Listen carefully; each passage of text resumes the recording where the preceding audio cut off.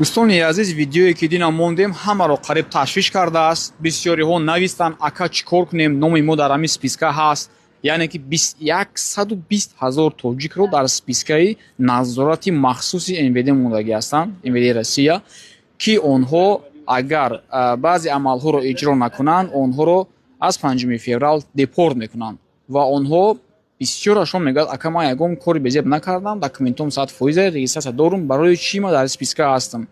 دوستای عزیز ویدیو رو حتما با یارو رفیق و خویش تبار و انسیفتون پارتوید که این ویدیو با همه ما لازم است.